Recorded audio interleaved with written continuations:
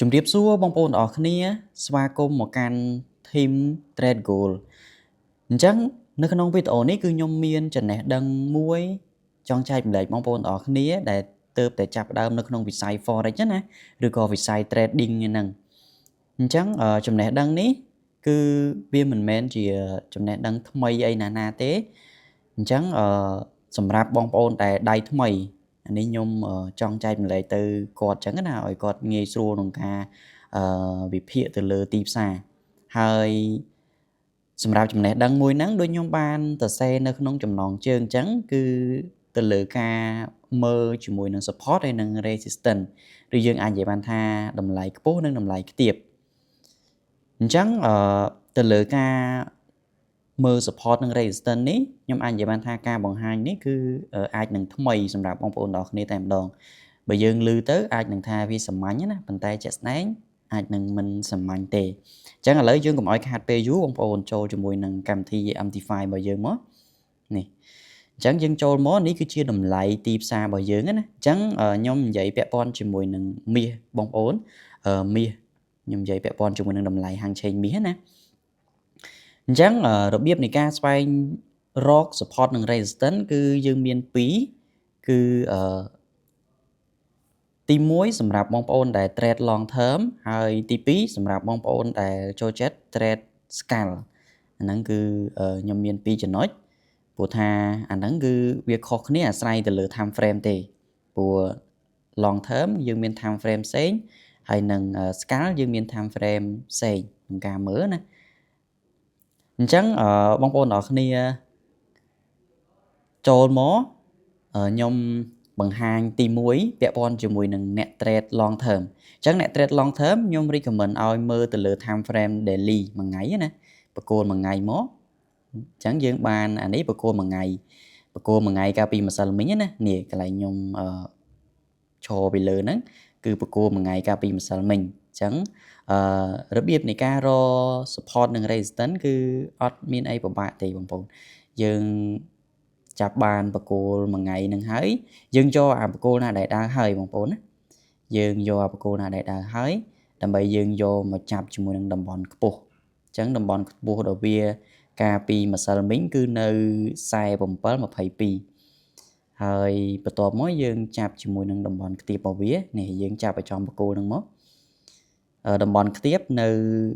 46នេះគឺជាតំបន់ខ្ទាបរបស់វាណាអញ្ចឹងយើងបានហើយនេះបកគោលក្រហមហ្នឹងអញ្ចឹងនៅពេលដែលយើងចាប់តំបន់ខ្ទាបបានហើយគឺបងប្អូនទាំងអស់គ្នាមកតម្លាក់ time frame 1ម៉ោងវិញមកបាទអានេះសម្រាប់អ្នក long term ណាអញ្ចឹងសម្រាប់ time frame 1ម៉ោងអញ្ចឹងទៅលើ time frame 1ម៉ោងបើសិនជាយើងមើលទៅតាមយើងចាប់អញ្ចឹងមានន័យថាឥឡូវនេះគឺវាកំពុងតែប៉ះនៅ resistance នេះនៅប៉ះតំបន់ខ្ពស់អញ្ចឹងបើសិនជាអ្នកនរគ្នាដែលជាអ្នក trade អាចសម្រេចចិត្តក្នុងការលក់បានហើយបាទហើយ SL គឺយើងដាក់នៅលើតម្លៃដែលខ្ពស់កាលពីម្សិលមិញហ្នឹងមកបាទយើងអាចដាក់លើតិចតួចបានហើយអញ្ចឹងអានេះយើងអាច sell ពីហ្នឹងមកហើយបងប្អូនទាំងគ្នាអាច take profit យើងអាច take យក50% នៃតម្លៃដែលតម្លៃទាប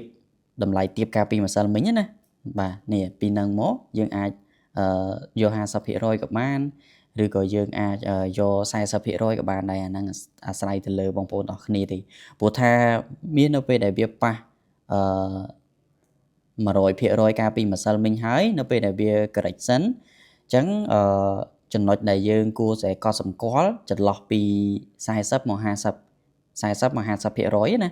គឺចំណុចហ្នឹងគឺវាអាចនឹងមានការកើនឡើងទៅវិញណាប៉ុន្តែបើសិនជាវាចុះមកគឺវាដាច់មកដល់70ឬក៏60% នៃតម្លៃកាលពីម្សិលមិញអញ្ចឹងមាសហ្នឹងគឺវាអាចនឹងមានការបដូរទិសដៅធ្លាក់ចុះវិញអាហ្នឹងគឺនេះគឺជាការមើលជាមួយនឹង time frame ហើយជាមួយនឹងការរក support អាហ្នឹងបើសិនជាបងប្អូនទាំងអស់គ្នាអត់ចង់ sell ទេយើង follow buy ចាំពេលដែលវាចុះមកដល់40ឬក៏50% ទៅគឺបងប្អូនចាំទិញឡើងក៏បានដែរហើយ SL គឺយើងដាក់នៅក្រោមតម្លៃទាបកាលពីម្សិលមិញហ្នឹងមកបាទនេះគឺសម្រាប់អ្នក long term ហើយសម្រាប់អ្នក scan ក៏អត់មានអីជាខុសគ្នាដែរបងប្អូនគ្រាន់ថាយើងតម្លាក់ time frame មកអញ្ចឹងជាទូទៅ scan ខ្ញុំ recommend ឲ្យមើល time frame 5នាទីមកបាទ time frame 5នាទីអញ្ចឹងយើងមើល5នាទីបងប្អូននេះ time frame 5នាទីមានន័យថាវាកំពុងតែដាច់នេះដាច់អាបកូលចាស់មុននេះបងប្អូនឃើញទេនេះ5នាទីមុនហ្នឹងឥឡូវនេះបកូលថ្មីអញ្ចឹងមានន័យថាគឺវាដាច់អាបកូលថ្មីហ្នឹងណាអាបកូលចាស់ហ្នឹងណានេះបកូលថ្មី5នាទីថ្មីអញ្ចឹងបើសិនជាករណីវាបកូលអត់ទាន់បិទអញ្ចឹងបងប្អូនអាចរងចាំសិនទៅបងប្អូនអាចរងចាំពេលដែលបកូលនឹងបិទនៅពេលដែលបកូលនឹងបិទហើយបងប្អូនចាប់មកបាទចាប់នេះអាបកូលដែលបិទនឹងមកបងប្អូនចាប់យកតម្លៃខ្ទាបមកនេះតម្លៃខ្ទាបរបស់វាគឺនៅ47.04ហើយយើងចាំចាប់យកតម្លៃខ្ពស់ថាតើបកូល5នាទីហ្នឹងគឺវាបិទនៅតម្លៃណាបិទនៅតម្លៃមួយណាណាហើយយើងចាំចាប់យកតំបន់ខ្ពស់របស់វានៅពេលដែលយើងចាប់បានហើយឥឡូវខ្ញុំឧទាហរណ៍ថាវាបិទនៅឥឡូវខ្ញុំឧទាហរណ៍ថាវាបិទនៅ47.07ចុះខ្ញុំឧទាហរណ៍ហ្នឹងណាពេលដែលបងប្អូនចាប់បានប៉ុណ្ណឹងហើយបងប្អូនតម្លាក់ time frame ទៀតមើល1នាទីអញ្ចឹងបងប្អូនឃើញហើយអញ្ចឹងមានន័យថាអានេះដោយសារតែអា5នាទីហ្នឹងគឺវាអត់ទាន់តម្លាក់អញ្ចឹងរបៀបនៃការមើលគឺយើងចាប់យកដូចគ្នាហ្មងនេះបងប្អូនវាបិទអញ្ចឹងនេះបងប្អូនអាចចូល sell បាននេះអញ្ចឹងមានន័យថាវាបិទនៅក្រោម resistance អញ្ចឹងយើងអាចចូល sell បានហើយ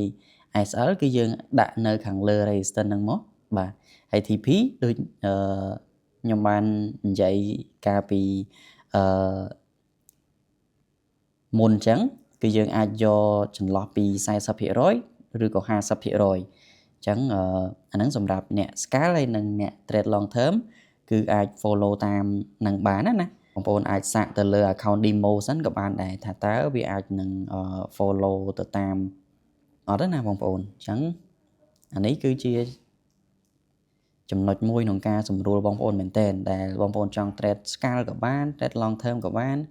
តែសំខាន់យើងតម្លាក់ទៅលើ time frame ទៅគឺបងប្អូនអាចចូលបានហើយអានេះគឺវាជួយការពារហានិភ័យយើងដែរណាអញ្ចឹងនៅក្នុងវីដេអូនេះគឺខ្ញុំមានតែប៉ុណ្្នឹងទេសង្ឃឹមថាបងប្អូនទាំងអស់គ្នានឹងចូលចិត្តហើយខ្ញុំនឹងព្យាយាមរកចំណេះដឹងថ្មីចែកម្លែកបងប្អូនទាំងអស់គ្នាបន្ថែមទៀតអញ្ចឹងបើសិនជាពេញចិត្តនៅវីដេអូនេះកុំភ្លេចចុច Subscribe ហើយនឹងចុច Like ម្នាក់មួយផងហើយបើសិនជាបងប្អូនចង់បាន Signal នៅក្នុង group Telegram អីគឺបងប្អូនអាចឆាតមក Telegram មកខ្ញុំបានណាខ្ញុំដាក់ link នៅខាងក្រោមហ្នឹងណាឬមួយក៏បងប្អូនចង់បើក account ក្នុងការ trade ឬក៏រៀន trade អីអាចឆាតតំណែងមក Telegram របស់ខ្ញុំបានខ្ញុំដាក់ link Telegram របស់ខ្ញុំផ្ទាល់នៅdescription ខាងក្រោមហ្នឹងណាបងប្អូនអាចចូលឆែកបានណាអញ្ចឹងអរគុណច្រើន